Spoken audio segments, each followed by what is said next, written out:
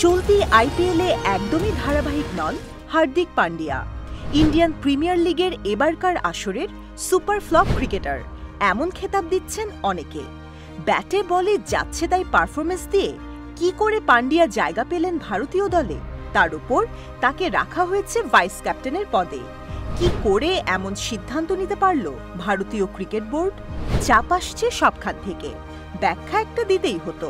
সেই কঠিন পরিস্থিতি সামলেছেন ইন্ডিয়ান টিমের সিলেক্টর অজিত আগারকার আর ক্যাপ্টেন রোহিত শর্মা দুজনেই।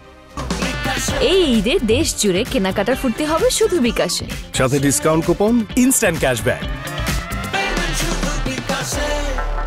হার্দিক ফিট থাকলে যা করতে পারবেন সেটা পারবে না অন্য কেউ, এমন বিশ্বাসের কথা বলেছেন নির্বাচক আগারকার। তার নাকি কোনো বিকল্প নেই, কিন্তু সহ অধিনায়ক হলেন কোন ক্যাটাগরিতে, এই বিষয়ে ক্লিয়ার কাট কোনো জবাব দিতে পারেননি। ওরকম জানতে চাওয়া সামলেছেন বাংলাদেশের আলোচিত সমালোচিত সাবেক নির্বাচক মিনহাজুল আবেদিন নান্নুর মতো। প্রশ্নের উত্তর দিয়েছেন সেই একই, হার্দিক পান্ডিয়া কেন একজন গুরুত্বপূর্ণ ক্রিকেটার, তার ফিরিস্তি। ইনজুরি কাটিয়ে দীর্ঘদিন বাদে দলে ফিরছেন হার্দিক পান্ডিয়া। আমরা আশা করি ফর্ম ফিরে পাবার ব্যাপারেও কাজ করছে। এমনিতে অলরাউন্ডার পান্ডিয়া ভারতীয় টিমে যোগ করে বৈচিত্র্য, বিশেষ করে ওর বোলিং করার সামর্থ্য স্পেশাল। নিশ্চিতভাবে আমাদের ক্যাপ্টেন রোহিতকে সময় সময় ভালো বিকল্প অপশন দিতে পারবে। প্রসঙ্গত আইপিএলের আগে গোড়ালির চোট থেকে সেরে উঠেছেন হার্দিক।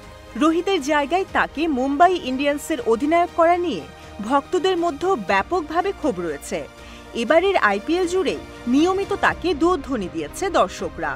ভারতের মাটিতে কোনো ভারতীয় ক্রিকেটার এরকম অভিজ্ঞতার সম্মুখীন হয়নি আগে কখনো। ব্যাটে রান না থাকা, বোলিংয়ে বেহিসাবি রান দেওয়া, বুমরার মতো পেসারকে ভুল সময় বোলিংয়ে আনা সহ নানাবিধ কারণে তার সমালোচনা চলছে প্রতিনিয়ত।